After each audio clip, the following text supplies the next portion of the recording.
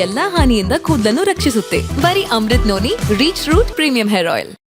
ನೀವು ಜನಪ್ರಿಯ ಗ್ಯಾರಂಟಿಗಳು ಅಂತ ತಾವು ಹೇಳ್ತಾ ಇದ್ದೀರಾ, ಅದನ್ನ ಜಾರಿನೂ ಕೂಡ ಮಾಡಿದ್ದೀರಾ, ಬಹಳಷ್ಟು ಫಲಾನುಭವಿಗಳು ಕೂಡ ಇದ್ದಾರೆ, ಅದರಲ್ಲಿ no doubt at all. But BJP ಅವರು ಹೇಳ್ತಾ ಇರುವಂತದ್ದು ಇದು ತಾತ್ಕಾಲಿಕ ಗ್ಯಾರಂಟಿಗಳು, ಇದನ್ನ ಮುಂದುವರಿಸೋದೇ ಡೌಟು. ಜೊತೆಗೆ ಗಂಡನ ಜೋಬಿಂದ ತಗೊಂತಾರೆ, ಹೆಂಡತಿಗೆ ದುಡ್ಡು ಕೊಡ್ತಿದ್ದಾರೆ. ಈ ಆರೋಪಗಳು ನಿಮಗೆ ಬೇರೆ ರೀತಿ ರಿಸಲ್ಟ್ ಬರೋದಕ್ಕೆ ಕಾರಣ ಆಗುತ್ತಾ ಅಂತ? ಏನ್ ಗಂಡನ ಜೊತೆ ಜೇಬು ತೆಗಿತೀವಿ? ಅವ್ರು ಹೇಳೋದು, ಈಗ ಬಸ್ ಫ್ರೀ ಕೊಟ್ಟಿದ್ದೀರಾ ನೀವು ಹೆಣ್ಮಕ್ಳಿಗೆ, ಆದ್ರೆ ಗಂಡನ್ಗೆ ಅಬಕಾರಿ ಮೇಲೆ ಟ್ಯಾಕ್ಸ್ ಹಾಕಿದ್ದಾರೆ ಅಂತ. ಅವ್ರು ಹೇಳ್ತಾರೆ, ಸುಳ್ಳು ಹೇಳ್ತಾರೆ. ಎಲ್ಲ ಹಾಕಿದೀವಿ ಅಬ್ಕಾರಿ ಟ್ಯಾಕ್ಸ್, ಯಾವ್ದು ಅಡಿಷನಲ್ ಆಗಿ ಹಾಕಿರೋದು ಇಲ್ಲಿ? ಅವ್ರು ಹೇಳ್ತಾರೆ, ಸುಳ್ಳು ಹೇಳ್ತಾರೆ. ಒಟ್ಟಾರೆ ನೀವು ಹೋಗಿದ ಕಡೆ ಎಲ್ಲ ಗ್ಯಾರಂಟಿಗಳ ಬಗ್ಗೆ ಹೆಚ್ಚು ಜನ ನೀವ್ ಹೇಳ್ತಾ ಇದ್ದೀರಾ, ನಿಮ್ಮ ಪಕ್ಷದವರೆಲ್ಲರೂ ಕೂಡ ಹೇಳ್ತಾ ಇದ್ದಾರೆ, ಜನರಿಂದ ಬರ್ತಾ ಇದೆಯಾ ಆ ಗ್ಯಾರಂಟಿಗಳ ಫಲಾನುಭವಿಗಳಾಗಿರ್ಬೋದು, ನಮಗೆ ಬಹಳ ಅನುಕೂಲ ಆಗಿದೆ ಇದರಿಂದ ಅಂತ? ಅನುಕೂಲ ಆಗಿದೆ ಅಂತೇಳಿ ಮಹಿಳೆಯರು ಮಾತಾಡ್ತಾರೆ. ಈಗ ಮೊನ್ನೆ PUC ನಲ್ಲಿ ರ್ಯಾಂಕ್ ಬಂದಿದ್ದಂತ ಹುಡುಗ ಏನ್ ಹೇಳ್ದ, ನಮ್ಮ ತಾಯಿಗೆ 2,000 ರೂಪಾಯಿ ಸಿಗ್ತಾ ಇರೋದ್ರಿಂದ ಪ್ರತಿ ತಿಂಗಳು ಪುಕ್ಕಟೆ ನಮಗೆ ವಿದ್ಯುತ್ ಶಕ್ತಿ ಸಿಗ್ತಾ ಇರೋದ್ರಿಂದ ಆ ದುಡ್ಡೆಲ್ಲ ಉಳಿತಾಯ ಆಗ್ತದೆ, ಅದರಿಂದ ನಾನು ಓದ್ಲಿಕ್ಕೆ ಅನುಕೂಲ ಆಯ್ತು, ನಾನು ರ್ಯಾಂಕ್ ಪಡ್ಕೊಳ್ಳಿಕ್ಕೂ ಅನುಕೂಲ ಆಯ್ತು ಅಂತ ಹುಡುಗನೇ ಹೇಳಿದ್ದಾನೆ. ರ್ಯಾಂಕ್ ಬಂದಂತ ಹುಡುಗ ವಿದ್ಯಾರ್ಥಿ ಸುಮ್ಮನೆ ಹೇಳ್ತಾರ? ಸರ್, ಗ್ಯಾರಂಟಿಗಳು ನಿಮಗೆ ಅನುಕೂಲ ಮಾಡಿಕೊಡ್ತವೆ ಅಂತ ನೀವು ಹೇಳ್ತಿದ್ದೀರಾ, ಓಕೆ ಫೈನ್. ಬಟ್ ಈ ಬಾರಿ 28 ಲೋಕಸಭಾ ಕ್ಷೇತ್ರಗಳಿಗೂ ಅಭ್ಯರ್ಥಿ ಆಯ್ಕೆ ಮಾಡುವಂತ ಒಂದು ಸಂದರ್ಭದಲ್ಲಿ ಎಲ್ಲಾ ರೀತಿಯಿಂದಲೂ ಕೂಡ ಸಾಮಾಜಿಕ ನ್ಯಾಯ ಆಗಿದೆ ಅಂತ ಸಿದ್ದರಾಮಯ್ಯ ಅವ್ರಿಗೆ ಅನ್ಸುತ್ತಾ ಅಂತ? ಸಾಮಾಜಿಕ ನ್ಯಾಯ 100ಕ್ಕೆ 100 ಆಗದೆ ಹೋದ್ರು ಕೂಡ ನಮ್ ಕಾಂಗ್ರೆಸ್ ಪಕ್ಷ ಯಾವಾಗಲೂ ಸಾಮಾಜಿಕ ನ್ಯಾಯಕ್ಕೆ ಬದ್ಧತೆ ಇರ್ತಕ್ಕಂಥ ಪಕ್ಷ. ನನ್ನ ಜೀವನದಲ್ಲಿ ನಾನು ಮಾತ್ರವಲ್ಲ, ನನ್ನ ಕೂದಲು ಕೂಡ ಆಗಿರ್ಬೇಕು ಸ್ಟ್ರಾಂಗ್ ಅಂಡ್ ಸ್ಟೈಲಿಶ್. ಬರೀ Amrut noni reach root premium hair oil ನೊಂದಿಗೆ.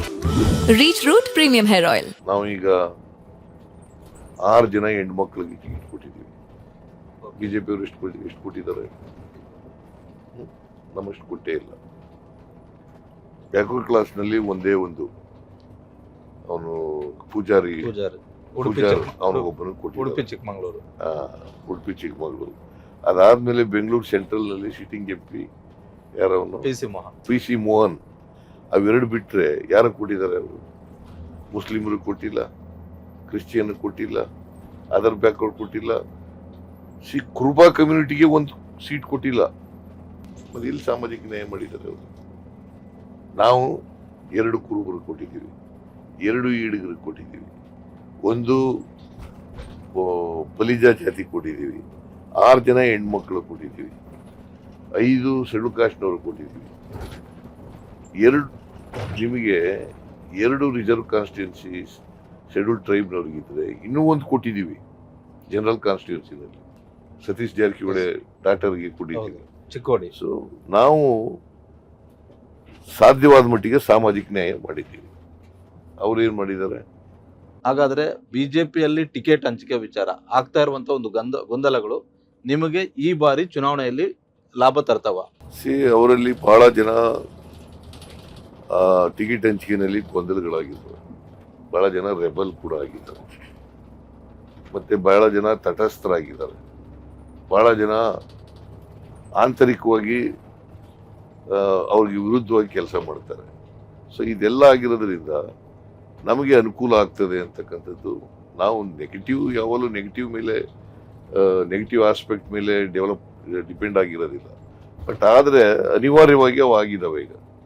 ಸೊ ಅದರಿಂದ ನಮ್ಗೆ ಲಾಭ ಆಗಿ ಆಯ್ತು. ನಿಮ್ಮ ರಾಜಕೀಯ ಜೀವನದಲ್ಲಿ ಸರ್ ಬಹಳಷ್ಟು ವಿಧಾನಸಭಾ ಚುನಾವಣೆಗಳನ್ನ ನೋಡಿದಿರಿ, ಅದೇ ರೀತಿ ಲೋಕಸಭಾ ಚುನಾವಣೆಗಳನ್ನ ನೋಡಿದಿರ. ಈ ಹಿಂದಿನ ಲೋಕಸಭಾ ಚುನಾವಣೆಗಿಂತೂ ಕೂಡ ಈ ಲೋಕಸಭಾ ಚುನಾವಣೆ ಯಾವ ರೀತಿಯಾಗಿ ವಿಭಿನ್ನವಾಗಿದೆ ಅಂತ?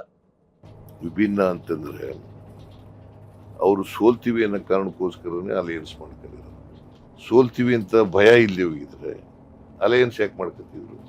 ಸೊ ಇದು ಹೆಂಗೆ ಅಂತಂದ್ರೆ, ನಮ್ಮ ಹಳ್ಳಿನಲ್ಲಿ ಗಾದೆ ಇದೆಯಲ್ಲ, ಅನ್ನ ಅಳಸಿತ್ತು ನಾಯಿ ಕಾದಿತ್ತು ಅಂತಕ್ಕಂಥ ಒಂದು ಗಾದೆ ಮಾತು. ಆ ಥರ ಆಗಿದೆ ಇವರು ಇಬ್ಬರಿಗೂ ಕೂಡ. BJPಗೆ JDS ಬೇಕಾಗಿತ್ತು, JDSಗೆ BJP ಬೇಕಾಗಿತ್ತು. ಇಬ್ಬರು ಅಸ್ತಿತ್ವ ಉಳಿಸ್ಕೊಳ್ಳಿಕ್ಕೋಸ್ಕರವಾಗಿ ಅಲಯನ್ಸ್ ಮಾಡ್ಕೊಂಡಿದ್ದಾರೆ. ಸೊ ಇದು ಒಂದು ಅಪವಿತ್ರವಾದಂಥ ಅಲಯನ್ಸ್. ಸೊ ಹಂಗಾಗಿ ಜನ ಇವರು ಅಲಯನ್ಸ್ನ ನಂಬೋದೂ ಇಲ್ಲ, ಮತ್ತು ಅಲಯನ್ಸನ್ನು ಗೌರವಿಸೋದು ಇಲ್ಲ. ಅದಕ್ಕೋಸ್ಕರ ಇವರಿಗೆ ಈ ಪಾರ್ಟಿಗಳಿಗೆ ಇಬ್ಬರಿಗೂ ಕೂಡ ವೋಟ್ ಹಾಕಲ್ಲ.